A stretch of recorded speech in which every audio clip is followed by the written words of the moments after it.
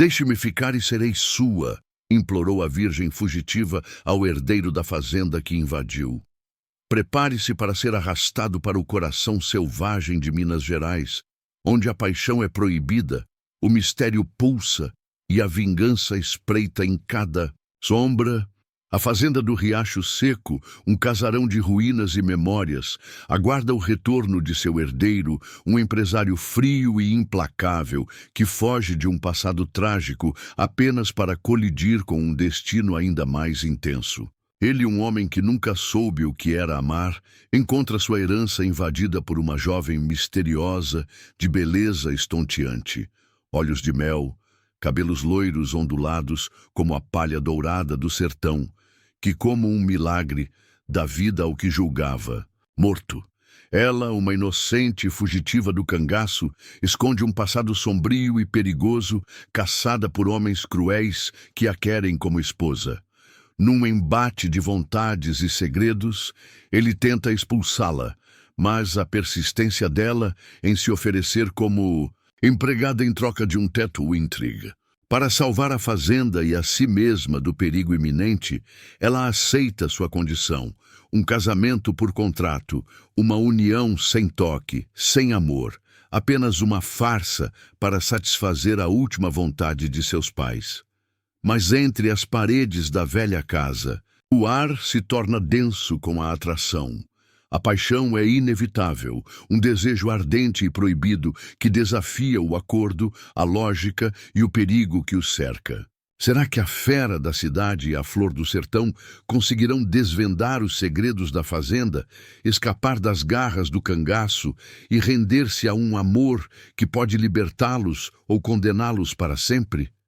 O asfalto dava lugar à poeira, e o ronco abafado do motor do carro de luxo de Lucas Fonseca era a única melodia num silêncio que a cada quilômetro se tornava mais pesado. Ele detestava o sertão, detestava a ideia de voltar à fazenda do Riacho Seco. Havia 15 anos que não punha os pés naquela terra vermelha, um tempo que para ele fora mais do que suficiente para apagar as memórias. Mas a morte, implacável e repentina, tinha-no arrastado de volta. Os seus pais, num trágico acidente de carro na estrada poeirenta que sempre detestaram, tinham-no deixado a herança mais indesejada de todas. A fazenda que um dia fora o coração da sua família e agora era apenas um túmulo de lembranças. Lucas era um homem de 40 anos.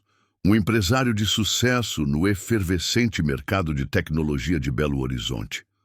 A sua vida era um relógio suíço de eficiência e controlo. Frio, calculista, com um olhar de aço que intimidava qualquer concorrente na sala de reuniões, ele construíra um império do zero, provando a si mesmo e ao mundo que não precisava de ninguém. A sua aparência era tão impecável quanto a sua reputação. Terno bem cortado, cabelos escuros sempre no lugar, barba feita à perfeição. Um contraste gritante com a imagem do coronel tradicional que se esperava naquelas paragens. Ele era a cidade em pessoa, e o sertão para ele era sinônimo de atraso e dor. A fazenda do Riacho Seco ficava a horas da cidade mais próxima, isolada numa paisagem de catingueiras retorcidas e serrotes pontiagudos. Quanto mais se aproximava, mais a paisagem parecia engoli-lo, sugando a sua energia, revivendo fantasmas que ele pensava estarem bem enterrados. Lembrou-se do riso fácil, da sua mãe, da voz forte do seu pai, das tardes em que corria pelos campos, um miúdo livre e selvagem. Mas a fazenda também era o lugar onde os seus pais, gente da cidade, que nunca se adaptou à dureza do campo, travaram as suas batalhas silenciosas, onde os seus sonhos murcharam e onde, no fundo, ele sabia que a sua própria infância, um dia, fora roubada. Quando o carro finalmente parou em frente ao casarão, o que Lucas encontrou foi desolador. A antiga casa grande, um dia imponente com as suas paredes brancas e varandas amplas, estava em ruínas. As janelas, sem vidros, eram olhos vazios que fitavam o horizonte. As telhas, partidas, expunham o telhado ao sol e à chuva. O jardim, antes vibrante, era agora um emaranhado de ervas daninhas. A fazenda estava morta, exatamente como ele a deixara em suas memórias. Ele desceu do carro, o casaco caro a destoar completamente do ambiente. O silêncio era absoluto, quebrado apenas pelo vento que assobiava pelas frestas da casa. Um cheiro de poeira e abandono pairava no ar. Aquele lugar era um lembrete doloroso de tudo o que ele queria esquecer. Vou vender tudo, murmurou para si mesmo, as palavras ecoando na vastidão do silêncio, um juramento feito à sua nova vida na cidade. Cortar todos os laços, mas ao entrar na casa, algo o fez parar, um cheiro diferente. Não era o cheiro de poeira e mofo, era um cheiro de lenha queimada, de café fresco e um perfume doce e floral, quase imperceptível, que não pertencia àquele lugar. O seu instinto de empresário, treinado para detetar anomalias, apitou. Havia algo errado. Ele avançou, pisando no chão empoeirado, o som dos seus sapatos de couro amplificado no silêncio da casa. Cada passo era uma reentrada no passado. A sala de jantar, onde a sua família celebrava os natais, estava coberta de teias de aranha. A sala de estar, onde o seu pai lia o jornal, tinha um sofá rasgado. Mas ao passar pela cozinha, ele parou novamente. A porta estava entreaberta, e de lá vinha uma luz tênue, um brilho de fogueira. Lucas hesitou. Uma onda de apreensão o atingiu. Ladrões? Invasores? Ele, o homem que enfrentava tubarões no mundo dos negócios sem pestanejar, sentiu um frio na espinha. Não era medo. Era a sensação de que algo fundamentalmente errado estava a acontecer no seu domínio, na sua herança. Empurrou a porta com o pé. E a cena que se revelou diante dele foi um soco no estômago, um desmonte completo de todas as suas expectativas. Sentada num banco rústico em frente a um fogão a lenha improvisado, estava uma mulher. Não uma mulher qualquer, uma visão. Ela estava de costas para ele, curvada sobre um panelão de ferro, mexendo algo com uma colher de pau. A luz bruxuleante da lenha dançava nos seus cabelos, revelando uma cascata de cabelos loiros, escuros e ondulados, que pareciam cachoeiras de mel e sol. O seu corpo era delicado, esguio, mas com a curva suave dos quadris que denunciava uma força oculta. Um vestido simples de algodão, remendado, cobria-a, mas não conseguia disfarçar a sua beleza. Ela virou-se lentamente, como se sentisse a presença dele, e foi nesse momento que Lucas perdeu o fôlego. Os olhos dela eram de um tom âmbar, um mel quente, que o fitaram com uma mistura de surpresa e uma calma perturbadora. O rosto era oval, com traços finos e uma pele morena clara, salpicada por algumas sardas discretas que lhe davam um ar ainda mais inocente. Ela era incrivelmente atraente, de uma beleza que não era da cidade, nem forçada, mas selvagem, natural, como as flores, raras que brotavam no meio da caatinga. Era uma aparição, um fantasma de beleza no meio daquela casa morta. Lucas, o homem de negócios polido, ficou sem palavras. A sua mente, acostumada a analisar dados e contratos, entrou em pane. Quem era aquela mulher? O que ela estava a fazer na sua propriedade, na sua cozinha? E mais perturbador, o que aquele cheiro, aquele perfume doce e floral que agora emanava dela, estava a fazer com ele? Quem é você? A sua voz saiu rouca, mais um sibilo do que uma pergunta. Ela não respondeu imediatamente. Apenas o olhou, e os seus olhos pareciam ver através dele, desvendando as suas defesas, os seus medos mais profundos. Havia neles uma inocência quase infantil, mas também uma sombra, um conhecimento de algo que ele não podia compreender. Eu sou Laila. Ela finalmente disse, a voz suave como a brisa do sertão, mas com uma doçura que o atingiu em cheio. E o que o senhor está a fazer na minha casa? A audácia dela o irritou. Sua casa? Ele explodiu, recuperando a sua pose de dono.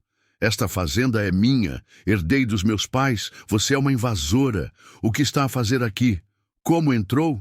Saia agora mesmo da minha propriedade. Layla não se intimidou com a sua fúria, apenas se levantou, a sua figura esguia a impor uma presença inesperada. O panelão no fogão continuou a ferver, o cheiro de comida caseira a impregnar o ar, um contraste surreal com a hostilidade do momento.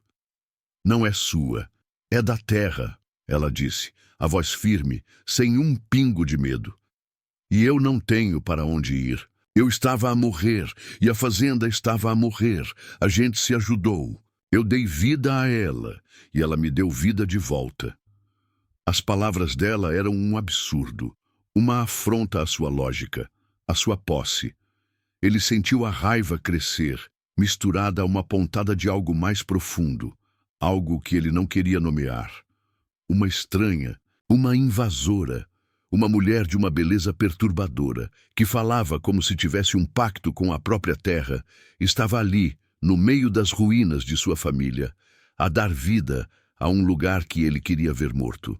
Eu não me importo com as suas histórias, mulher, ele rosnou, dando um passo em direção a ela, o corpo grande a projetar uma sombra ameaçadora. Esta propriedade tem dono, e você vai sair daqui, agora, ou eu chamo a polícia. Layla não recuou. Seus olhos, antes calmos, agora brilhavam com uma determinação feroz, uma faísca de algo selvagem. O senhor pode chamar quem quiser, mas eu não vou sair, eu não tenho para onde ir. E lá fora é pior. Havia uma dor velada nas suas últimas palavras, um terror que Lucas não conseguiu ignorar. Uma sombra de angústia passou pelo rosto dela, por um milésimo de segundo, antes de ser substituída novamente pela sua calma enigmática. E aqui eu te pergunto, ouvinte, o que você faria? O empresário, apegado às suas leis e à sua propriedade, ou o homem, confrontado pela vulnerabilidade e pelo mistério de uma mulher que parece carregar o peso do mundo em seus ombros delicados? Comenta aí o que você acha que Lucas deveria fazer, porque a decisão dele vai mudar a vida de ambos para sempre. Lucas ficou parado, os olhos fixos nela tentando decifrar o enigma. Lá fora é pior? O que ela queria dizer com isso? A sua mente prática começou a processar as informações. Uma mulher, jovem, sozinha no meio do nada, com medo de ir lá fora. Aquilo não era normal. Havia um segredo, um perigo real que a perseguia. Ele olhou ao redor. A casa, embora ainda em ruínas, tinha pequenos sinais de vida. Um jarro de flores silvestres. Na mesa, um remendo no lençol que cobria uma velha cama. Pequenos atos de carinho que transformavam a frieza do abandono. Ela não era uma ladra comum.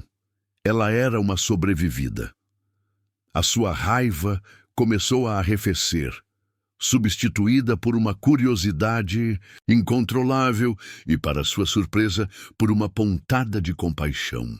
A sua mãe, uma mulher de coração mole que adorava a fazenda, teria ficado horrorizada ao saber que ele expulsava uma alma tão perdida.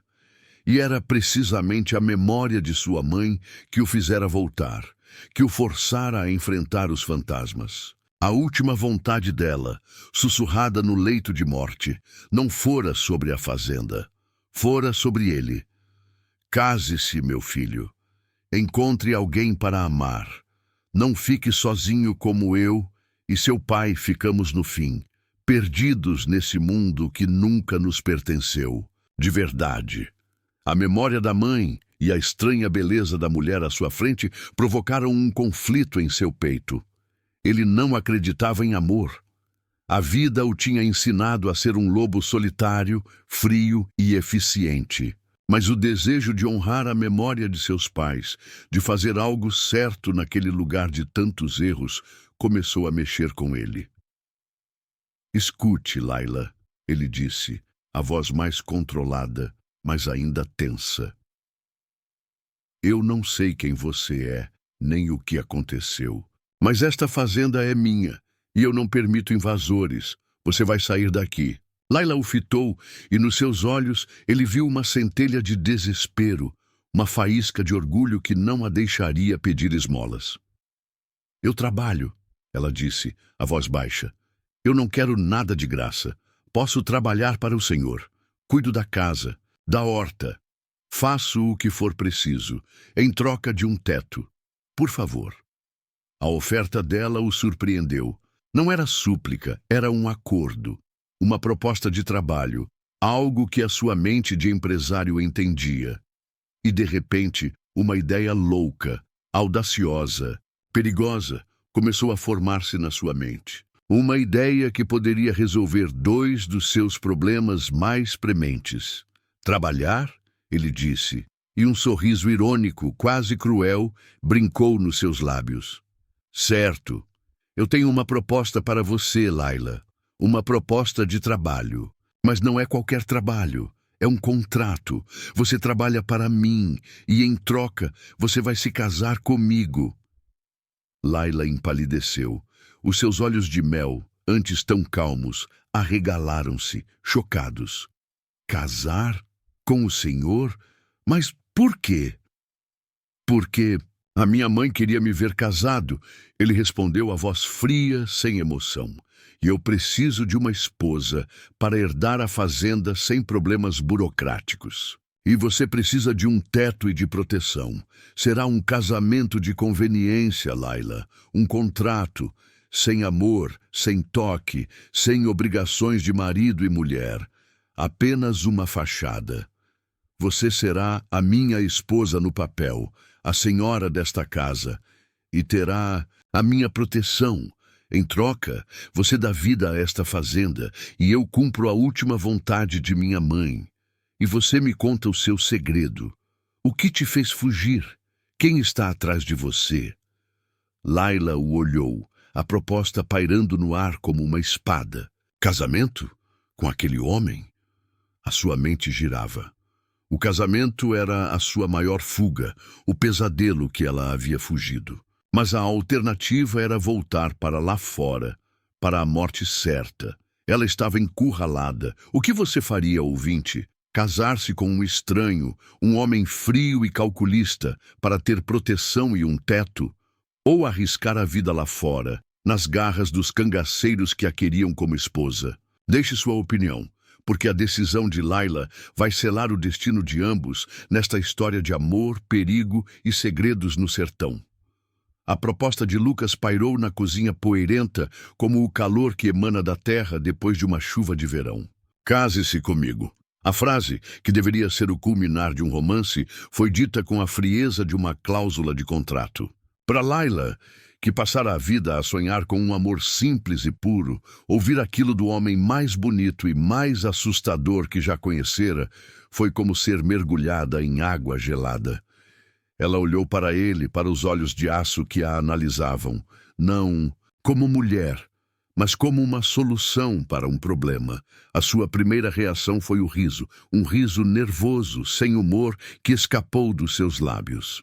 O senhor está a brincar comigo? Casar? Eu nem o conheço. E precisa, ele retrucou a voz cortante. Eu não estou a oferecer-lhe amor, estou a oferecer-lhe sobrevivência, um nome, um teto e, mais importante, proteção contra o que quer que seja que a assusta lá fora.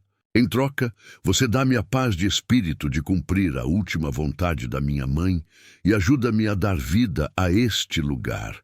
É uma transação de negócios, Laila, a mais simples de todas. Ela olhou ao redor para a segurança frágil daquela cozinha e depois para a porta aberta, para a imensidão da caatinga lá fora. E o medo voltou. Um medo palpável, com cheiro de suor de cavalo e de pólvora. Ela viu o rosto de Zé Fumaça, o líder dos cangaceiros que a reivindicara como sua propriedade, depois de matar o seu pai. Viu os olhos dele cheios de uma cobiça cruel, a promessa de uma vida de submissão e violência. Casar-se com aquele homem, o Lucas, era assustador, mas a alternativa era a morte, ou algo pior. E se eu não aceitar? Ela perguntou, a voz, um sussurro. Se não aceitar, A porta por onde entrou é a mesma por onde vai sair. E a sua sorte ou a falta dela já não é problema meu. Ele respondeu, implacável. Ele era um negociador cruel. Apresentou-lhe o abismo e depois ofereceu-lhe uma ponte frágil, cobrando um preço altíssimo pela travessia. E ela, sem ter para onde correr, sabia que teria de pagar. Eu aceito, ela disse, e a palavra saiu da sua boca com o gosto de rendição. Aceito ser sua esposa, no papel. Excelente, disse Lucas, com a satisfação de quem acaba de fechar um grande negócio. Amanhã vamos à cidade, ao cartório. E depois você me contará a sua história. Toda ela. Um contrato exige transparência. Naquela noite eles não dividiram a casa. Lucas, num gesto que ela não soube se era de respeito ou de repulsa, montou uma rede na varanda, deixando a casa grande para ela. Laila deitou-se na velha cama dos pais dele, no quarto principal, um quarto que cheirava a lavanda e a tempo parado. O lençol era áspero, mas o colchão era o mais macio em que já deitara. E, no entanto, ela não conseguiu dormir. Sentia-se uma impostora, uma atriz num palco que não era seu, prestes a representar o papel mais difícil da sua vida, o papel de esposa de um homem que era um completo estranho. Um estranho que, de alguma forma, a fazia sentir-se mais viva e mais assustada do que nunca. A viagem para a cidade, na manhã seguinte, foi um choque de mundos. Laila, acostumada à garupa de um burro ou a longas caminhadas, entrou pela primeira vez no carro de luxo de Lucas. O cheiro de couro novo, o ar-condicionado gelado, o silêncio do motor, tudo era de outro planeta. Ela sentia-se suja e inadequada, nas suas roupas simples, ao lado daquele homem impecável, de camisa engomada e óculos de sol de marca. No cartório do pequeno município, o tabelião, um velho amigo da família de Lucas, olhou-os com uma curiosidade mal disfarçada. Um casamento arranjado, às pressas, entre o herdeiro dos Fonseca e uma forasteira sem documentos e com o olhar assustado. O cheiro a escândalo era forte. Mas Lucas, com a sua autoridade e a promessa de bons honorários, calou qualquer pergunta. E assim, com a assinatura de 2 testemunhas arranjadas na hora, eles se casaram. Sem festa, sem flores, sem bênção. Apenas a assinatura num papel que os amarrava um ao outro. Na saída, Lucas comprou-lhe um vestido novo, simples, mas bonito, e um par de sandálias de couro. Uma esposa não pode andar vestida de farrapos, foi a única explicação que ele deu. O gesto, que deveria ser de carinho, soou como mais uma cláusula do contrato. Ela era agora parte da imagem dele. A volta para a fazenda foi ainda mais silenciosa. Agora, eles não eram mais o proprietário e a invasora. Eram marido e mulher. As palavras mais íntimas do mundo, mas que, para eles, soavam como uma piada. Quando chegaram, o sol já se punha, pintando o céu de laranja e roxo. Lucas parou o carro em frente à casa. Agora a sua parte do acordo, ele disse a voz fria. Conte-me a sua história, Laila, sem mentiras. Quero saber contra quem estou a lutar. E ela contou. Sentados na varanda, enquanto a noite caía, ela abriu o baú de suas dores. Contou sobre a sua vida num pequeno rancho, com os pais.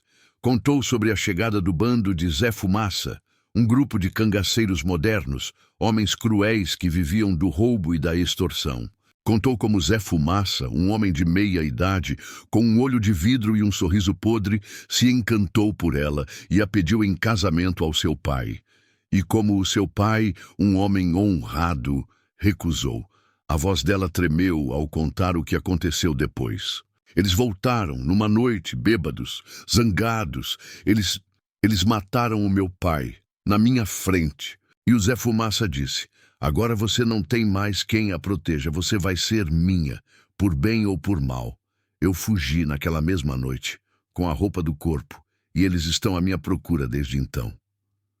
Lucas ouviu a tudo em silêncio, o rosto uma máscara impenetrável. A história dela era um pesadelo, um enredo de filme de faroeste que, para ela, era a mais pura e cruel realidade. Eles são perigosos, Lucas, ela disse, ao usar o nome dele sem o Senhor pela primeira vez. Eles matam por nada. Se o descobrirem aqui a protegê-la, eles não vão descobrir. Ele a cortou, a voz cheia de uma confiança que a assustou. Esta fazenda é o meu reino, e no meu reino as minhas leis é que valem. Você está segura aqui. É parte do nosso contrato. Naquela noite, algo mudou. A partilha da sua história, da sua vulnerabilidade, criou uma pequena fissura na armadura de ambos. Ele não a via mais apenas como uma invasora ou uma peça no seu plano. Via-a como uma sobrevivente, e ela não o via mais apenas como um homem frio e calculista. Via-o como um protetor improvável. A vida na fazenda começou a tomar um novo rumo. O contrato era claro. Eles eram marido e mulher para o mundo, mas dois estranhos dentro de casa. Dormiam em quartos separados. Durante o dia, ela cumpria o seu papel. Começou a dar vida à casa. Limpou, arrumou, plantou uma horta. A sua presença, antes uma anomalia, tornou-se a alma daquele lugar. A casa, que antes gemia com o vento, agora parecia respirar. E ele cumpria o seu. Passava os dias no escritório improvisado que montara, ao telefone, a resolver os problemas da herança, a planear a venda da fazenda, o seu objetivo final. Mas, cada vez mais, ele se pegava a vaguear. Ia até a cozinha e ficava a observá-la. A cozinhar, o cheiro da comida a despertar-lhes uma fome que não era só de estômago. Ia até a horta e via-a a mexer na terra, os cabelos loiros presos num lenço, o suor a brilhar na sua nuca. E sentia uma pontada de algo que ele não queria admitir. Uma pontada de desejo, e a tensão entre eles crescia, palpável, elétrica. A regra do sem toque tornava cada roçar acidental de mãos, cada olhar prolongado, um evento sísmico. E aqui, ouvinte, eu te pergunto, um contrato pode aprisionar o corpo, mas pode ele aprisionar o coração? É possível construir muros tão altos que o desejo não consiga saltar? Deixa a tua opinião. Numa tarde chuvosa, um cano velho na cozinha rebentou. A água jorrava para todo o lado. Laila, em pânico, tentava estancar o vazamento com panos. Lucas, ao ouvir o barulho, correu para ajudar. Em segundos, estavam ambos encharcados, a rir do desastre, a trabalhar juntos. Ele, com a sua força, conseguiu fechar a torneira principal.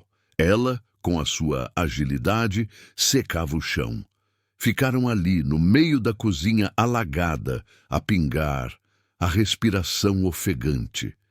E os seus olhares cruzaram-se. O riso morreu nos seus lábios. Ele viu as gotas de água a escorrer pelo rosto dela, pelo seu pescoço, a colar o vestido simples ao seu corpo, a delinear as suas curvas. E ele não resistiu. Ele levou a mão ao rosto dela e, com o polegar, limpou uma gota de água do seu queixo. O toque dele foi como fogo. A pele dela arrepiou-se. Ele inclinou-se lentamente e ela não recuou. Fechou os olhos à espera. O beijo parecia inevitável. O contrato estava prestes a ser quebrado, mas nesse exato momento, o som de um cavalo a chegar em passo rápido quebrou o feitiço. Um dos seus poucos vizinhos, um velho vaqueiro, apareceu na porta da cozinha com uma expressão de pânico. Coronel Lucas, más notícias. Vi um grupo de homens estranhos, armados, a rondar a serra. Perguntaram por uma moça. Uma moça loira. Acho que são eles. Acho que o bando do Zé Fumaça encontrou-vos. O passado de Laila, que parecia uma sombra distante, tinha acabado de galopar até a porta deles. E o perigo, agora real e iminente, iria testar não apenas a força de Lucas como protetor, mas a profundidade dos sentimentos que, contra todas as regras, começavam a nascer entre ele e a sua esposa de mentira. Pode deixar. O beijo foi a promessa e a chegada do perigo é a provação. A frágil ponte entre Lucas e Layla será testada pelo fogo da vingança que galopa em sua direção. Agora, o empresário da cidade terá que se tornar o coronel que nunca quis ser para proteger a mulher que ele, contra todas as suas regras, está a começar a amar. O aviso do velho vaqueiro caiu na cozinha alagada como uma pedra num poço, estilhaçando a bolha de tensão íntima que se formara entre Lucas e Layla. O quase beijo, a promessa de uma conexão que desafiava o contrato, morreu no ar, substituído pelo cheiro acre do perigo. Lucas afastou-se dela abruptamente, o calor do momento a ser instantaneamente congelado por um frio que lhe subiu pela espinha. Os seus olhos de aço, que segundos antes estavam perdidos na doçura dos lábios de Layla, agora estavam duros, focados, a calcular probabilidades e a avaliar ameaças. Quantos homens, Joaquim? A voz de Lucas saiu baixa, controlada, a voz do empresário a assumir o comando. Eram uns 4, talvez 5, Coronel Lucas, respondeu o velho Joaquim, o chapéu de couro a girar nervosamente nas suas mãos. Montados, em cavalos bons e armados até aos dentes, não estavam para brincadeira. Perguntaram por uma moça loira, forasteira. Disseram que era assunto do chefe deles, o tal Zé Fumaça, e que iam cobrar a dívida que o pai dela deixou. Zé Fumaça. O nome ecoou na cozinha. E Lucas viu Layla encolher-se, o corpo a tremer, a cor a fugir do seu rosto.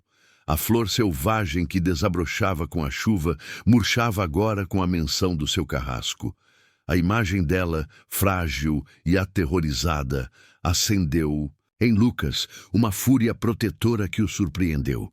Já não era apenas sobre cumprir um contrato ou honrar a memória da mãe. Era sobre ela. Era sobre proteger aquela mulher, aquela luz inesperada que tinha invadido a escuridão da sua vida. Obrigado pelo aviso, Joaquim. A sua lealdade não será esquecida, disse Lucas, a sua mente já a trabalhar a 1000 por hora. Agora vá para a sua casa, tranque as portas e não saia por nada, e não diga a ninguém que me avisou. O velho vaqueiro assentiu e partiu, desaparecendo na cortina de chuva que voltara a cair.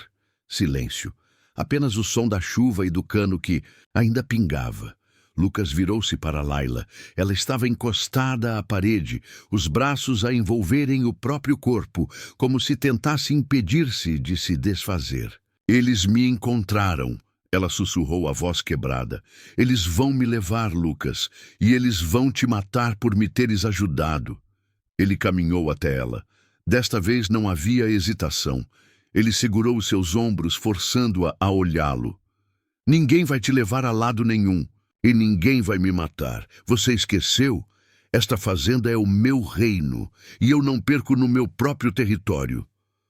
A confiança na voz dele era tão absoluta que, por um instante, ela quase acreditou. Mas ela conhecia a crueldade de Zé Fumaça. Você não os conhece, Lucas. Eles não são homens de negócios, são animais. Ótimo, ele respondeu, um sorriso frio a torcer-lhe os lábios. Eu também posso ser. Naquela noite, o empresário de Belo Horizonte morreu. E no seu lugar, nasceu o neto do velho Coronel Fonseca, o homem que, segundo as lendas, amansou aquela terra na ponta da faca. Lucas, que passara a vida inteira a renegar as suas raízes, a fugir da brutalidade do sertão, agora mergulhava nela, de cabeça, usando a inteligência da cidade e a memória do campo como as suas armas. O primeiro passo foi a fortificação. A Casa Grande, antes um convite ao abandono, tornou-se uma fortaleza. Com a ajuda de Layla, que agora se movia com a energia nervosa de quem luta pela própria vida, eles trancaram todas as portas e janelas do andar de baixo, escorando-as com móveis pesados. Eles não vão tentar entrar pela frente, disse Lucas, a sua mente a mapear o terreno como se fosse uma planta de um projeto. Vão tentar pelos fundos, perto da mata. É o ponto cego. Ele subiu ao sótão empoeirado, um lugar onde não entrava, desde miúdo. E lá, debaixo de lonas velhas, ele encontrou o arsenal esquecido do seu pai e do seu avô. 2 espingardas de caça, um rifle antigo e várias caixas de munição ainda secas. Ele limpou as armas com um cuidado metódico, o cheiro de óleo e de pólvora a despertar nele memórias adormecidas, de tardes em que o pai, a contragosto, o ensinara a atirar em latas. Um homem precisa de saber defender o que é seu, dizia o velho, como ele odiara aquelas lições e como ele as agradecia agora. Enquanto ele limpava as armas na sala, Laila preparava a intendência. Fervia água, estocava comida, rasgava lençóis velhos para fazer ligaduras. A cumplicidade entre eles era total, forjada no perigo iminente. Não havia mais o patrão e a esposa de mentira. Havia 2 soldados preparando-se para a mesma guerra. A noite caiu, pesada e opressiva.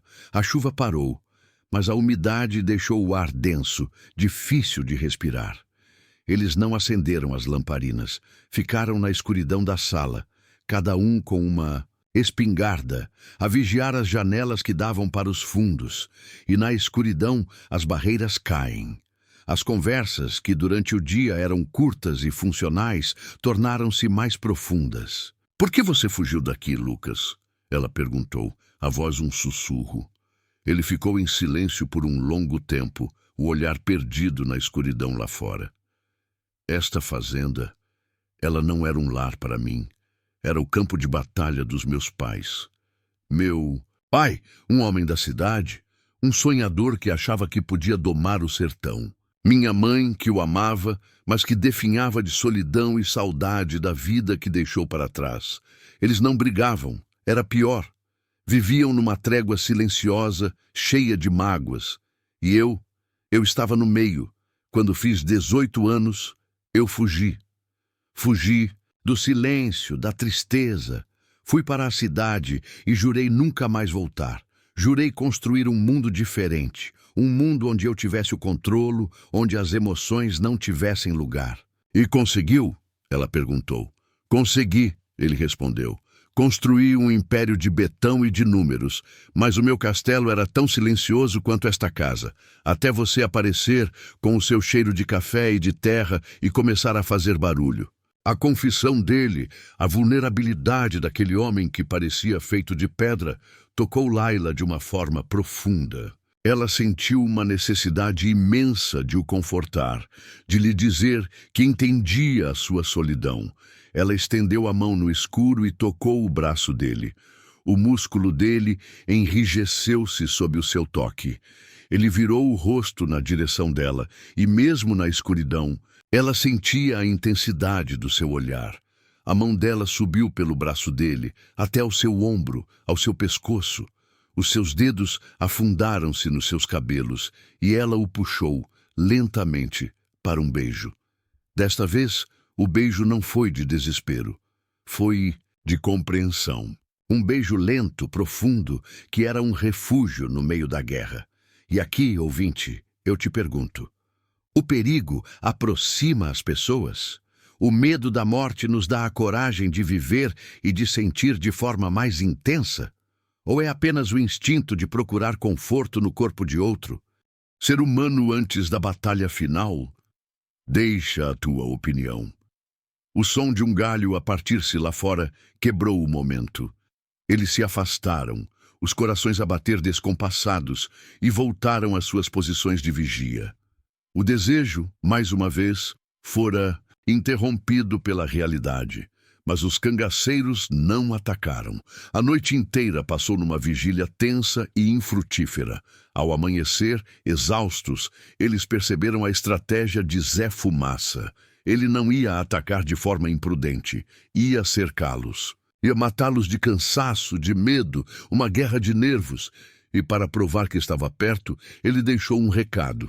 Pendurada na porteira da fazenda estava uma galinha preta, morta, com uma única flor vermelha amarrada no pescoço. Uma mensagem macabra, um símbolo do cangaço que Laila conhecia bem. Significava: a próxima flor a morrer será você. A visão da galinha apavorou Laila, mas para Lucas foi a peça que faltava. Ele está a brincar conosco, e quem brinca comete erros, disse Lucas, a sua mente de estratega a analisar a situação. Ele quer nos encurralar aqui dentro, mas é aqui dentro que pode estar a nossa salvação. E a busca pela salvação os levou a um novo mistério. Enquanto procurava por possíveis pontos fracos na estrutura da casa, Lucas notou algo estranho. Na adega, um porão úmido e escuro que ele mal se lembrava de existir. Uma das paredes de pedra parecia diferente das outras. Havia um desnível, um rejunte mais novo. Movido por uma curiosidade súbita, ele começou a bater na parede e ouviu um som oco. Havia algo ali. Com a ajuda de Laila, usando uma picareta que encontraram na oficina, eles começaram a quebrar a parede. E o que encontraram atrás dela os deixou de queixo caído. Não era um túnel de fuga, era um pequeno compartimento secreto. E dentro, coberta por uma lona empoeirada, estava uma caixa de madeira pesada. Com dificuldade, eles a levaram para a sala. Abriram-na. E o que viram foi o segredo mais profundo e mais sombrio da fazenda do Riacho Seco.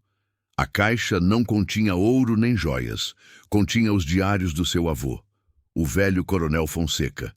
E junto com os diários, uma coleção de mapas antigos da região e um rifle de precisão de um modelo que Lucas nunca vira, perfeitamente conservado em óleo.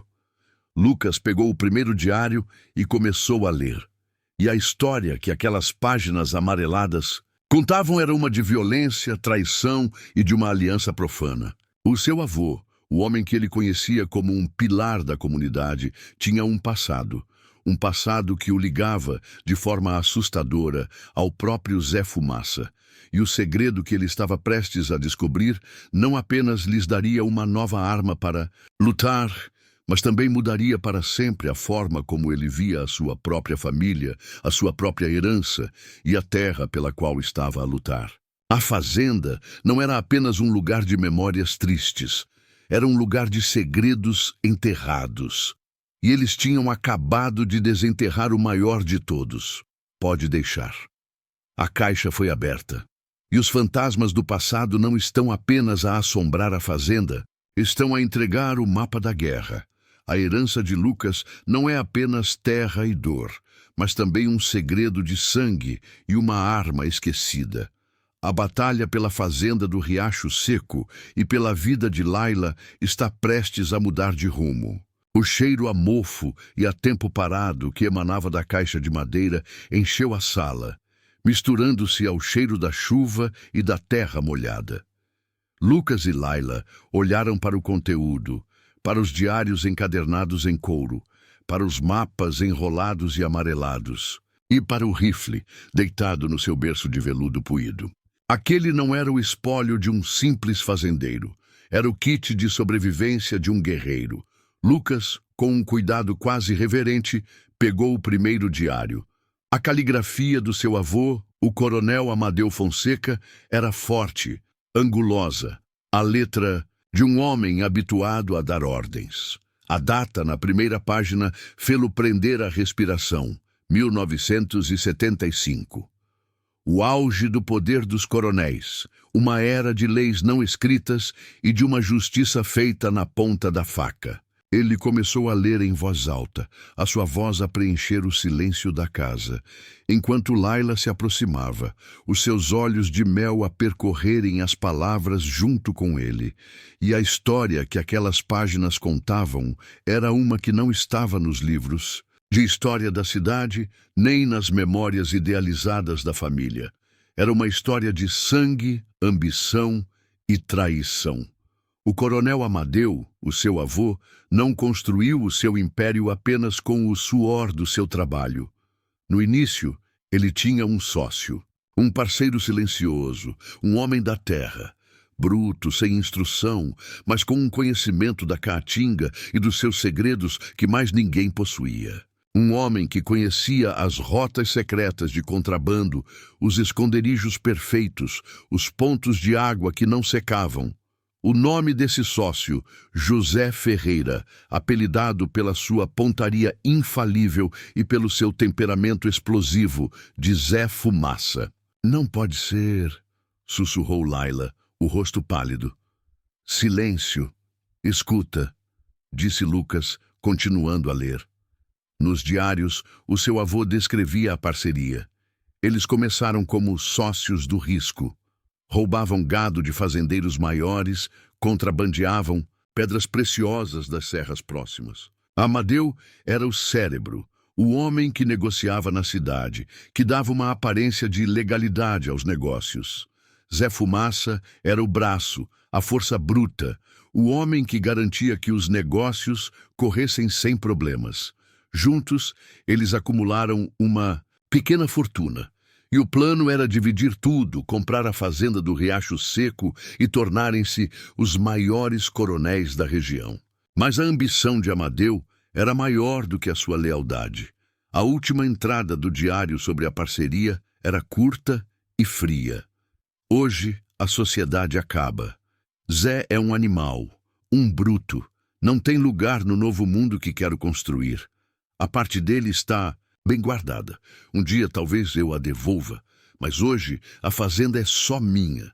Ele não entenderia os papéis de qualquer forma, e se reclamar, a terra tem muitas covas para homens barulhentos. A traição estava ali, escrita à tinta, numa caligrafia, impecável. O coronel Amadeu Fonseca, o seu avô, o pilar da família, tinha roubado o seu parceiro. Tinha construído a sua riqueza sobre a desgraça do homem que o ajudara a erguê-la. E Zé Fumaça, o cangaceiro, não era apenas um bandido que a aterrorizava. Ele era um homem que voltara para reclamar o que era seu por direito. A vingança dele não era apenas por Laila, era por uma vida inteira de traição. A fazenda não era apenas um refúgio, era o prêmio. Lucas fechou o diário. O peso daquela revelação era esmagador. A sua herança estava manchada de sangue e de desonra. Ele olhou para Laila e nos olhos dela não viu acusação, mas compreensão. Ela, mais do que ninguém, sabia o que era ser vítima da crueldade dos homens. Ele não quer apenas a mim, disse ela, a voz a tremer. Ele quer a fazenda, quer a sua herança. E eu sou apenas a desculpa, a porta de entrada para a vingança dele. Não, disse Lucas, a voz cheia de uma nova e fria determinação. Ele não vai ter nem a si, nem a fazenda. O meu avô começou esta guerra, mas sou eu que a vou terminar. Ele voltou-se para o resto do conteúdo da caixa. Os mapas eram mapas topográficos da propriedade, desenhados à mão, com um detalhe impressionante. Mostravam trilhas secretas, grutas, pontos de observação elevados e anotações que o seu avô fizera. Ponto de emboscada, rota de fuga para a serra, fonte de água escondida. O seu avô não era apenas um coronel, era um general, a preparar-se para uma guerra que ele sabia que um dia poderia chegar à sua porta. E depois, o rifle. Não era uma espingarda de caça, era um rifle de precisão, um Winchester .44, uma arma de longo alcance, letal, perfeitamente conservado. Lucas, que só atirara em clubes de tiro na cidade, sentiu o peso da arma nas suas mãos. Era pesada, era fria, era a sua única e verdadeira herança, a herança da violência. Enquanto eles analisavam as suas novas armas, o inimigo, lá fora, apertava o cerco. Zé Fumaça não era um amador. Ele sabia que um ataque direto a uma casa defendida era arriscado. A sua estratégia era a da jiboia, o desgaste, o cerco, a guerra psicológica. Naquela noite, a paz acabou. Começaram os ruídos. um uivo estranho, que não era de lobo nem de vento. Um bater de pedras, ritmado, vindo da escuridão da mata. Eram os homens dele, a brincar com os seus nervos, a mantê-los acordados, a minar a sua resistência. Layla estava apavorada. Encolhida no canto da sala, a espingarda nos braços, a tremer. Lucas, sentindo a adrenalina a tomar o lugar do medo, assumiu o comando. É um jogo, Layla. Ele quer nos enlouquecer. Não vamos entrar no jogo dele. Ele a levou para a adega, o lugar mais seguro da casa. Deixou-a lá com uma lamparina e o revólver do seu avô. Fique aqui e atire em qualquer coisa que não seja eu. E ele subiu. Subiu para o ponto mais alto da casa, o pequeno mirante no topo do telhado, um lugar que o seu avô construíra para observar as estrelas, e levou consigo o rifle de precisão e um dos mapas. Dali, sob a luz da lua, ele tinha uma visão de 360 graus da sua propriedade. Ele não ia ficar à defesa. Ia caçar. E aqui eu te pergunto, ouvinte, o que transforma um homem? O que faz um empresário da cidade, um homem de números e de ar condicionado, subir a um telhado no meio da noite com um rifle na mão, pronto para matar? É o instinto de sobrevivência? O dever de proteger? Ou é a descoberta de que, dentro de cada um de nós, existe uma fera adormecida, à espera da provocação certa para acordar? Deixa a tua opinião. Lucas passou horas ali, imóvel, a respirar o ar frio da noite, a deixar que os seus sentidos se habituassem à escuridão. E ele começou a ver. Viu a silhueta de um homem a contornar o curral. Viu o brilho de um cigarro perto do riacho seco. Eles estavam a testar as suas defesas, a procurar um ponto fraco. E ele esperou. Esperou pela oportunidade perfeita. Ela veio perto do amanhecer. Um dos homens de Zé Fumaça, mais ousado ou mais estúpido que os outros, decidiu aproximar-se da casa, rastejando pela horta que Layla plantara. Ele queria chegar perto o suficiente para talvez atirar uma tocha no telhado de palha do celeiro. Lucas o observou através da mira do Winchester. O coração a bater forte, mas as mãos firmes. Ele não mirou na cabeça, mirou na perna. Ele não queria matar. Queria mandar uma mensagem. Respirou fundo e atirou. O som do disparo do rifle ecoou pelo sertão, um trovão seco e poderoso. Foi seguido por um grito de dor e surpresa. O homem na horta caiu, a perna a sangrar. Imediatamente, os outros dois homens que estavam por perto correram para o ajudar, arrastando-o de volta para a segurança da mata. A mensagem tinha sido entregue. O caçado também sabia caçar. E tinha dentes compridos. Quando Lucas desceu, do telhado, o sol já nascia. Encontrou Layla na cozinha, o rosto pálido, mas os olhos a brilhar de uma admiração que ela não tentou esconder. Você, ela começou, a voz um sussurro. Você acertou nele. Eu sei. Ele respondeu a descarregar o rifle. A adrenalina ainda corria nas suas veias. Foi um aviso. Você não é como eu pensava, Lucas, ela disse, aproximando-se dele. Debaixo do fato e da gravata do homem da cidade, existe um homem do sertão, um homem perigoso. Eu não sabia que ele existia até você aparecer. Ele confessou, a sua voz rouca de cansaço e de uma emoção que ele não conseguia nomear. Eles estavam perto, perto demais. O cheiro dela, o calor do seu corpo, a vulnerabilidade e a força. Nos seus olhos, tudo aquilo era uma tentação. O contrato que eles fizeram, o casamento de mentira, parecia uma piada agora. Nada daquilo era de mentira. O perigo era real. A tensão era real. E o desejo que ardia entre eles era a coisa mais real que Lucas já sentira na vida. Ele levantou a mão e tocou o rosto dela, o polegar a contornar-lhe os lábios. Ela fechou, os olhos a render-se ao toque. O mundo lá fora, com os seus cangaceiros e as suas ameaças, desapareceu. Só existia aquele momento, aquela cozinha, aquela promessa de um beijo que era, ao mesmo tempo, um refúgio e uma declaração de guerra. Mas o som de um cavalo a chegar em galope rápido quebrou o feitiço mais uma vez. Era o velho Joaquim, e ele não trazia boas notícias. "Coronel Lucas!" ele gritou antes mesmo de desmontar. "Eles apanharam-me, o Zé Fumaça e os seus homens. Bateram-me, mas deixaram-me vir para lhe dar um recado." Joaquim estava ofegante, o rosto inchado. "Ele disse que o seu aviso foi recebido e que agora ele manda o dele. Ele disse que o senhor tem até ao meio-dia de amanhã. Meio-dia. Ou o senhor entrega a moça e a escritura da fazenda, ou ele volta. E desta vez ele não vem para brincar.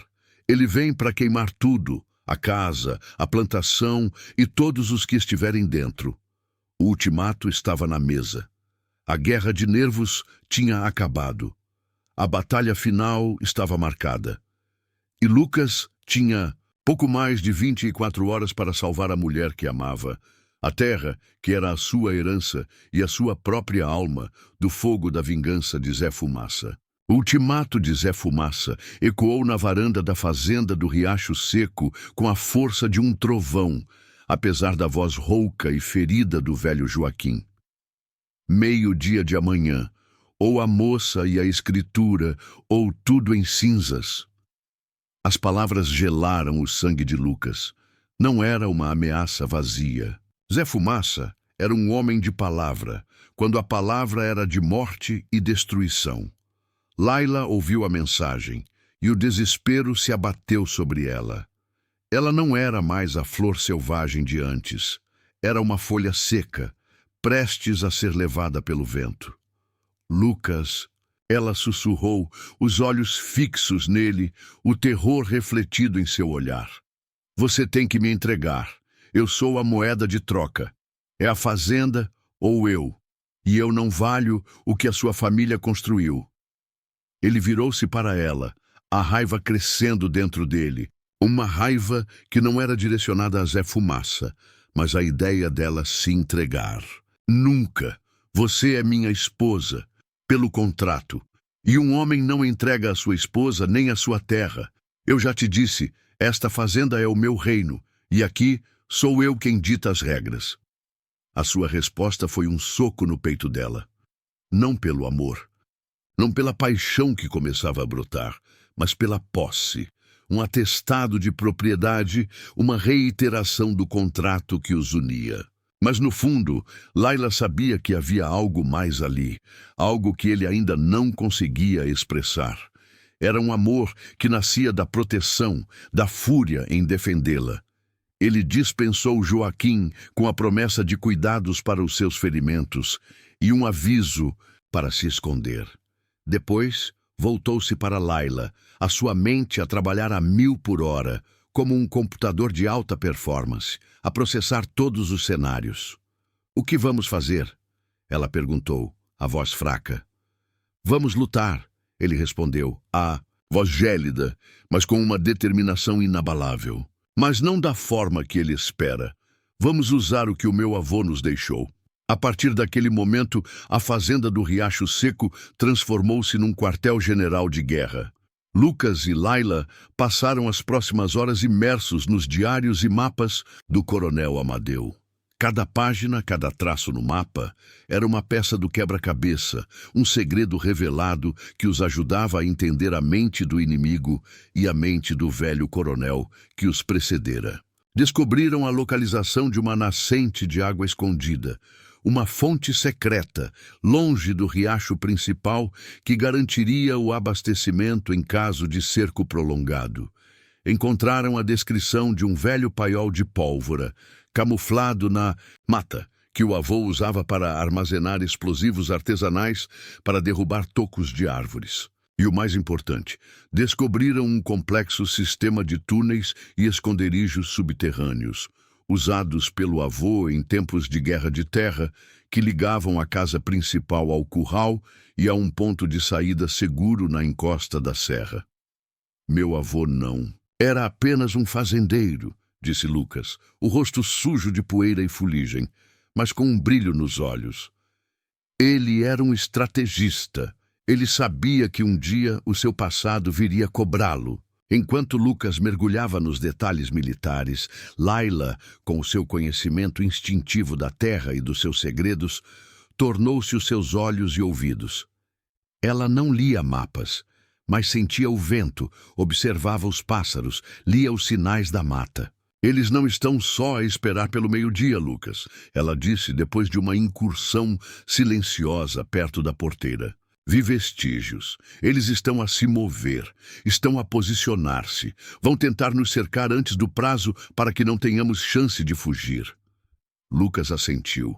A sua mente afiada já havia chegado à mesma conclusão. Zé Fumaça não era um idiota. Ele não daria a Lucas a chance de preparar a sua defesa. O ataque viria antes. Precisamos de agir primeiro, disse Lucas, a voz fria. Vamos usar o paiol de pólvora e os túneis. O plano que Lucas traçou era audacioso, arriscado, mas tinha a frieza e a precisão de um ataque empresarial. Ele usaria o paiol de pólvora para criar uma distração, uma explosão que desorientaria os homens de Zé Fumaça. Enquanto isso, Layla, usando os túneis, levaria as provisões para o esconderijo seguro na serra. E ele ficaria para enfrentar Zé Fumaça cara a cara, na sua própria casa, no seu próprio reino. Eu não vou embora, disse Layla, ao ouvir a parte do plano que a mandava para longe. Os seus olhos de mel, antes cheios de medo, agora brilhavam com uma determinação feroz, a mesma que a fizera fugir do cangaço. Eu não vou deixá-lo sozinho. Não de novo. Você é a minha retaguarda, Layla, ele disse, a voz grave. Minha fuga, eu preciso que você esteja segura, para que se eu falhar você possa viver e contar a história, e a fazenda será sua. Não é a fazenda que eu quero, ela sussurrou, e as lágrimas escorreram pelo seu rosto. Não era o medo da morte, era o medo de o perder. Eu quero você. Ele a puxou para si, num abraço apertado, desesperado. As armas, os mapas, a guerra, tudo desapareceu. Só existia o calor dos seus corpos, o cheiro de suor e de terra, o som dos seus corações batendo forte. E pela primeira vez, ele a beijou sem hesitação, sem contrato, sem desculpas. Um beijo profundo, ardente, que era uma declaração de amor no meio do caos. Uma promessa de que, não importava o que acontecesse, eles não estavam sozinhos. A paixão que tentaram suprimir, explodiu com a força de 1000 sóis. Aquele não era mais um casamento de papel, era a união de duas almas, que se encontraram no inferno e ali decidiram viver ou morrer juntas. E aqui, eu te faço uma pergunta, ouvinte. Quando o mundo desaba, quando a morte espreita em cada sombra, é nesse momento que o amor verdadeiro se revela? Ou é apenas a ilusão de um refúgio, um calor passageiro antes do frio da separação? Comenta o que você acha, porque a resposta a essa pergunta está prestes a ser escrita com sangue e fogo na fazenda do Riacho Seco. A manhã seguinte amanheceu com um céu de chumbo. A umidade do ar era quase palpável, o prelúdio de uma tempestade que não seria apenas natural. Lucas e Layla estavam exaustos, mas a energia que emanava de ambos era a de quem está pronto para o combate. O plano começou a ser executado. Layla, disfarçada com roupas velhas e um chapéu de palha, saiu da casa pelos túneis subterrâneos, levando as provisões e as poucas coisas de valor que puderam juntar. A despedida entre eles foi rápida, um olhar intenso que valia mais que 1000 palavras. A promessa era: eu volto. Lucas, sozinho na casa grande, preparou a armadilha. Colocou o rifle de precisão no mirante, com uma visão privilegiada da entrada principal e do caminho que levava ao paiol. As espingardas de caça ficaram posicionadas nas janelas do andar de cima. Ele era o lobo solitário, o guardião do seu reino. Perto das 10 da manhã, os primeiros cavaleiros de Zé Fumaça apareceram no horizonte. Não eram muitos, talvez uns 7 ou 8 homens. Mas eram cruéis, experientes na guerra de emboscada. Zé Fumaça, montado num cavalo preto e imponente, liderava o grupo, o seu olho de vidro a brilhar sob a aba do chapéu. Ele parou o seu cavalo na porteira da fazenda a uma distância segura e ergueu a mão. Lucas o observou através da mira do rifle. A sua raiva era fria, calculada. Não era ódio pessoal, mas a fúria de quem tem a sua casa, a sua mulher, ameaçados. Zé Fumaça gritou, a voz grave e autoritária, a ecoar pela imensidão do sertão. Lucas Fonseca, eu sei que está aí. Tenho um recado para você. Devolve a moça e a escritura, e ninguém mais se machuca. Caso contrário, esta fazenda vai virar cinzas e você vai sangrar até a última gota de seu sangue. O meio-dia está a chegar. Lucas não respondeu. Apenas esperou. Esperou que Zé Fumaça se movesse, que os seus homens se espalhassem para cercar a casa. Eles caíram na armadilha. 3 homens avançaram pela estrada principal, 2 pela lateral. E Zé Fumaça e mais um ficaram na porteira, como sentinelas. O plano dele era pressionar Lucas, talvez fazê-lo sair da casa ou incendiá-la. Mas Lucas já tinha o seu próprio plano. Ele mirou no paiol de pólvora, estrategicamente posicionado num ponto onde os homens que avançavam pela estrada principal teriam que passar perto. Respirou fundo, mirou e atirou. A explosão foi ensurdecedora. Uma bola de fogo e fumaça subiu aos céus, seguida por um estrondo que fez a terra tremer. Os cavalos dos cangaceiros relincharam assustados. Os homens que estavam mais próximos da explosão foram atirados ao chão. Alguns feridos, outros atordoados. O plano de Lucas tinha funcionado. A distração estava criada. Zé Fumaça, chocado com a audácia de Lucas, gritou ordens para os seus homens, tentando reagrupar-se. Mas era tarde demais. Lucas, usando a confusão, desceu do mirante e usou as espingardas das janelas do andar de cima, atirando nos cangaceiros que tentavam se aproximar. A batalha estava no seu auge. O cheiro de pólvora e fumaça pairava no ar. E Lucas, o empresário da cidade, o homem que odiava a violência, estava a lutar como um verdadeiro coronel do sertão, defendendo o seu reino e a sua paixão proibida. Mas ele sabia que a verdadeira batalha ainda estava por vir. O confronto com Zé Fumaça, o homem que conhecia os segredos mais sombrios de sua família, seria o teste final, o momento da verdade que decidiria não apenas o destino da fazenda, mas o destino do seu próprio coração. A fumaça preta e densa do paiol de pólvora subia aos céus, como um mau presságio, um sinal de fumaça que anunciava a todo o sertão que a guerra tinha chegado à fazenda do Riacho Seco. Lucas, da janela do andar de cima, observava a cena com uma calma gélida que ele não sabia que possuía. O seu plano, nascido do desespero e dos diários do seu avô, tinha funcionado melhor do que ele esperava. O caos reinava entre os homens de Zé Fumaça.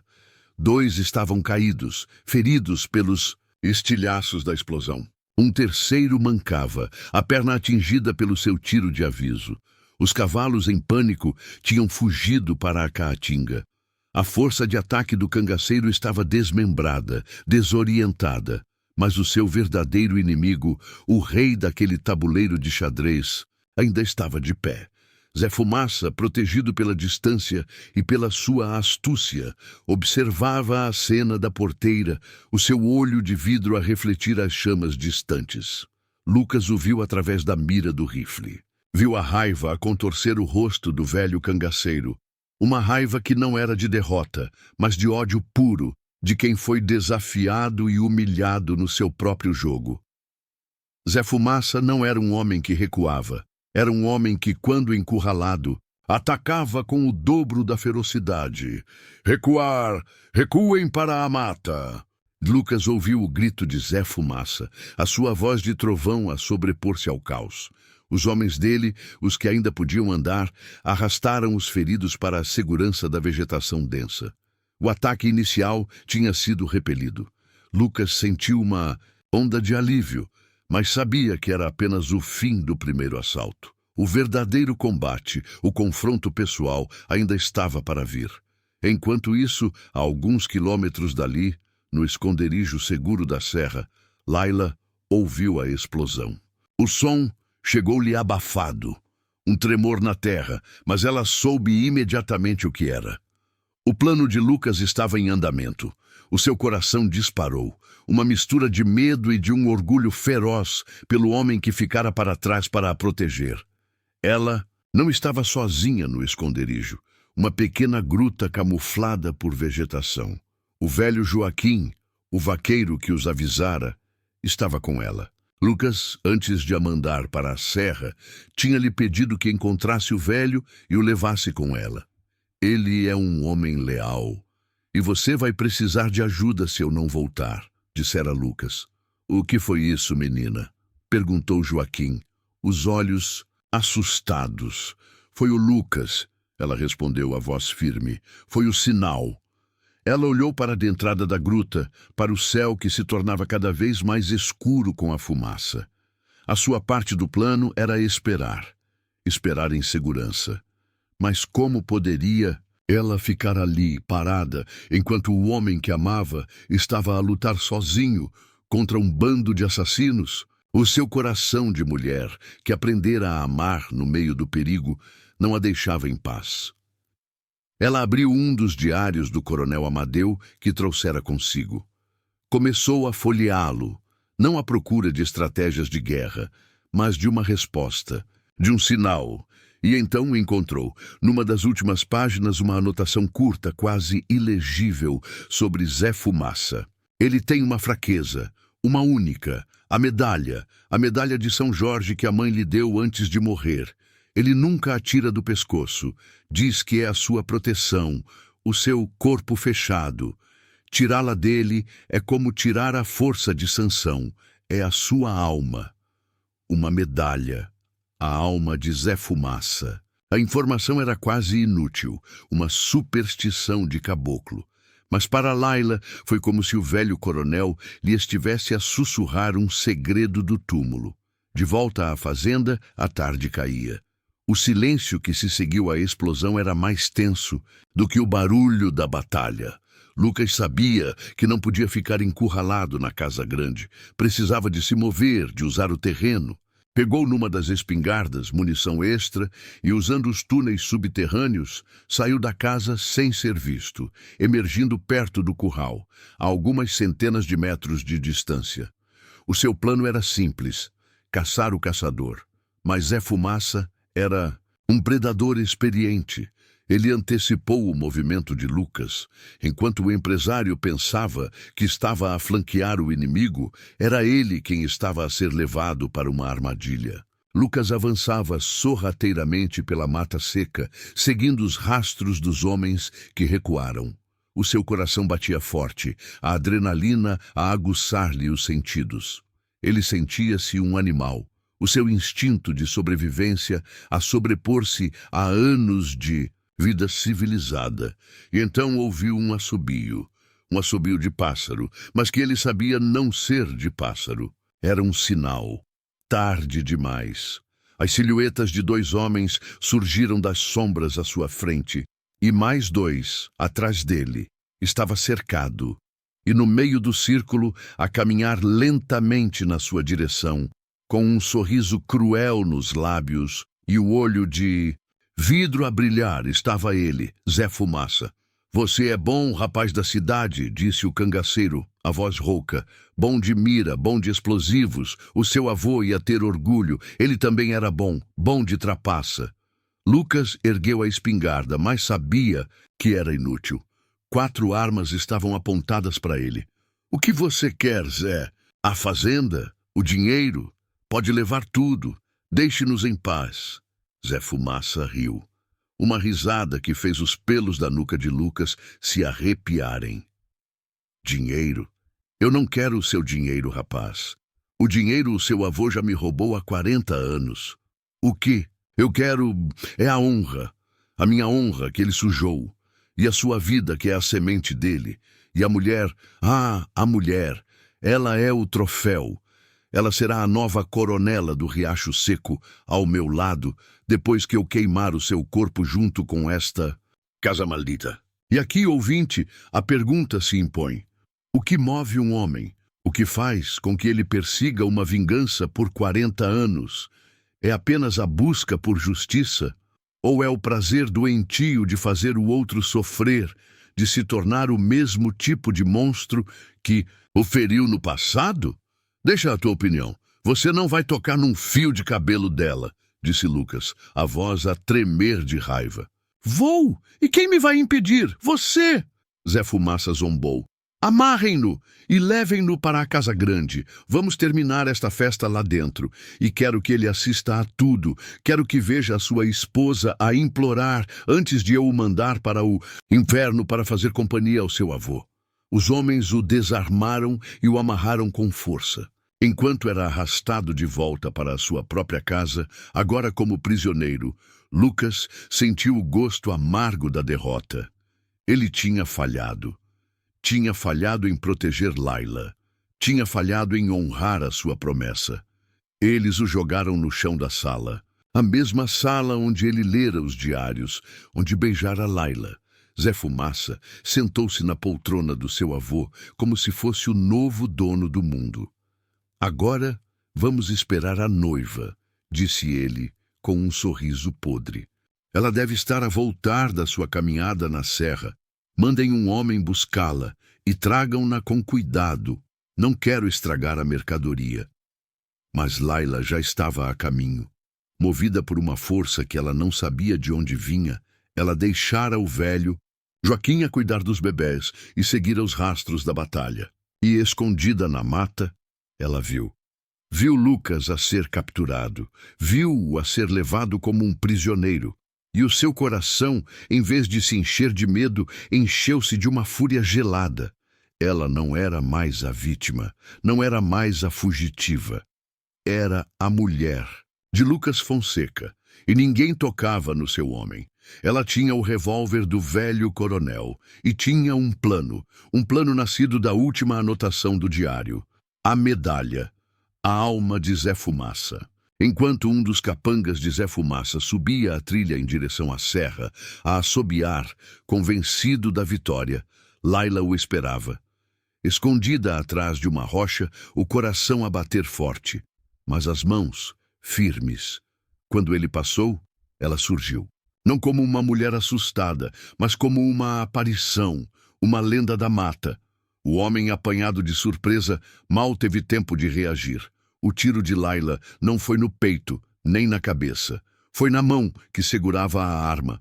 O tiro de uma mulher que não queria matar, mas desarmar. O homem gritou a arma a cair no chão. E Layla, com a agilidade de uma onça, pegou na arma dele e desapareceu de novo na mata, antes que ele pudesse entender o que o tinha atingido. Agora, ela tinha duas armas. E Zé Fumaça, um homem a menos. A caça, mais uma vez, tinha virado. E a presa, a frágil flor do sertão, estava a caminho da casa grande, não para ser resgatada, mas para resgatar. A batalha final seria travada não apenas entre dois homens, mas entre um passado de vingança e um futuro de amor. E o destino da fazenda do Riacho Seco seria decidido pela coragem de uma mulher. Pode deixar. O tabuleiro de xadrez do sertão está montado para o xeque-mate. Layla não é mais a peça a ser protegida, é a rainha em movimento com duas armas e um plano. O resgate do seu homem e a defesa da fazenda do Riacho Seco dependem agora da sua coragem e da sua astúcia. O grito de dor do capanga ecoou pela mata, um som abafado que chegou aos ouvidos de Lucas na sala da fazenda. Ele estava amarrado a uma cadeira, a observar Zé Fumaça a desfrutar da sua vitória. Mas o grito não era de Zé Fumaça, era de um dos seus homens. Uma centelha de esperança acendeu-se no peito de Lucas. Layla, só podia ser Layla. Zé Fumaça também ouviu o grito. O sorriso cruel desapareceu do seu rosto, substituído por uma carranca de fúria. O que foi isso? Rosnou ele, e um dos capangas que ficara na casa correu para investigar. Vá ver o que está a acontecer, e se for aquela vagabunda, traga-a amarrada. A fúria de Zé Fumaça era evidente. A sua vitória, que parecia garantida, estava a ser perturbada por uma mulher. A sua arrogância, a sua certeza de controlo, começavam a ruir. Enquanto Zé Fumaça esperava, Lucas tentava se libertar das amarras, mas os nós estavam apertados demais. Sentia a impotência corroer-lhe a alma. Tinha falhado, tinha subestimado Zé Fumaça, tinha colocado Laila em perigo novamente. Mas Laila não era uma vítima. Ela era uma força da natureza, uma leoa a defender o seu ninho. Depois de neutralizar o capanga, ela não voltou para a serra. O seu lugar era ali, com Lucas. Usando o conhecimento dos túneis do avô, ela contornou a casa, subiu por uma passagem secreta que dava para o telhado e, como uma sombra, posicionou-se no mirante. O rifle de precisão de Lucas estava lá, esquecido, na pressa da sua captura. Ela pegou-o. O peso da arma era quase demasiado para os seus braços delicados, mas a determinação no seu rosto era maior do que qualquer medo. Do mirante, ela tinha uma visão completa da sala. Viu Lucas amarrado. Viu Zé Fumaça, o homem que matou o seu pai e a queria como troféu, sentado na poltrona do avô de Lucas, a desfrutar da sua crueldade. E então ela o viu. O seu talismã. No pescoço de Zé Fumaça, balançando em cima do seu peito, estava a medalha de São Jorge, a fraqueza, a sua alma. A respiração de Laila ficou entrecortada. Ela não era uma assassina, nunca tinha disparado uma arma na vida. Mas o seu amor por Lucas, a sua fúria contra Zé Fumaça, eram mais fortes do que qualquer hesitação. Ela não podia arriscar matar, mas podia desarmar, podia quebrar a sua crença na sua própria invencibilidade, com as mãos a tremer. Mas, os olhos fixos no alvo, Laila mirou, não no peito, não na cabeça, mirou no fio da medalha, respirou fundo e atirou. O som do rifle de precisão, vindo do telhado, apanhou todos de surpresa. Zé Fumaça, que zombava de Lucas, sentiu um calor no pescoço.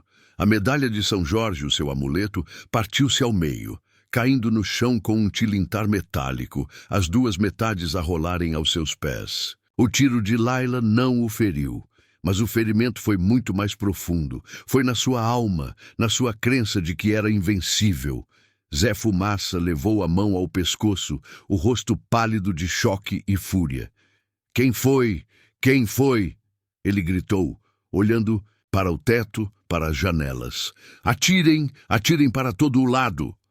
Os capangas restantes que estavam na sala começaram a atirar aleatoriamente para as paredes, para o teto, sem saber de onde vinha o ataque.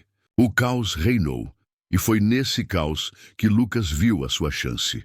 Com um esforço sobre-humano, ele conseguiu forçar a cadeira a tombar, caindo no chão com um baque surdo.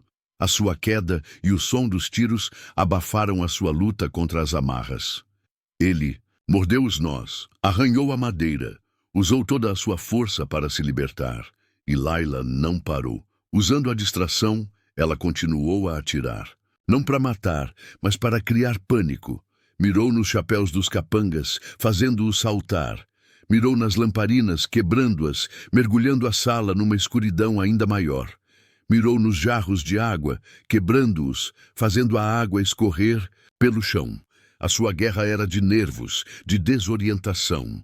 Na confusão, o capanga que Zé Fumaça tinha mandado investigar o grito voltou à sala, ferido, mas vivo. Foi ela, chefe. A mulher. Ela tem uma arma e ela sabe usar. A fúria de Zé Fumaça transformou-se em ódio puro. Ele sabia que estava a ser ridicularizado, desafiado por uma mulher. Ele tirou a sua própria arma, uma peixeira enorme, e gritou: Vou matar essa vagabunda com as minhas próprias mãos. E depois vou te cortar em pedacinhos, Lucas Fonseca. Mas nesse exato momento, Lucas, com um último puxão desesperado, conseguiu se libertar das amarras. Levantou-se cambaleando, o corpo dorido, mas os olhos fixos em Zé Fumaça. Ele não tinha uma arma, mas tinha a sua raiva, a sua fúria e o instinto de proteger Laila, de proteger o que era seu. Ele se lançou sobre Zé Fumaça. Não era uma luta elegante, mas uma briga de rua de animais. Os dois rolaram no chão, a trocarem socos e pontapés. Zé Fumaça, mais velho e mais forte, tentava sacar a sua peixeira. Lucas, mais ágil e com a fúria do desespero, impedia-o. E aqui eu te pergunto, ouvinte, quando tudo o que você ama está em jogo, você luta como um herói ou como um animal?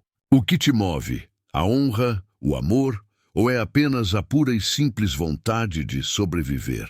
Comenta aí o que você acha que passa na cabeça de Lucas Fonseca neste momento. Os capangas, desorientados pela escuridão e pelos tiros de Laila, tentavam intervir, mas acabavam a atirar uns nos outros na confusão. O caos era a maior arma de Laila. No meio da briga, Lucas conseguiu pegar num vaso de plantas pesado e atingir a cabeça de Zé Fumaça. O cangaceiro cambaleou, o olho de vidro a girar. Lucas aproveitou a oportunidade, pegou na peixeira que caíra das mãos de Zé Fumaça e, com um golpe rápido e preciso, cortou o cinto do seu inimigo, fazendo as suas calças caírem aos pés. A humilhação foi pública. Zé Fumaça, o temido cangaceiro, estava ali no chão da fazenda, com as calças em volta dos tornozelos, a lutar para se levantar, a sua imagem de invencibilidade estilhaçada. Lucas não o matou. Não era um assassino. Mas a sua mensagem foi clara. Você não é mais o rei, Zé Fumaça. Você não é mais invencível. A sua alma está partida e o seu reino acabou. Os capangas, ao verem o seu chefe humilhado e desarmado, perderam a coragem. A lenda de Zé Fumaça, que os mantinha unidos, estava quebrada. Eles fugiram, desaparecendo na escuridão da noite, deixando Zé Fumaça para trás. Laila desceu do mirante, o rifle na mão, o coração a bater forte.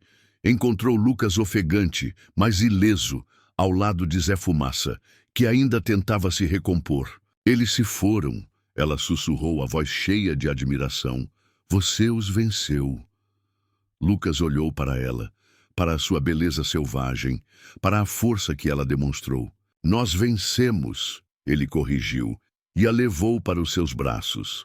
Aquele abraço não era de proteção. Era de dois sobreviventes, dois guerreiros que tinham lutado lado a lado e saído vitoriosos. E o beijo que se seguiu não era de contrato, nem de desespero.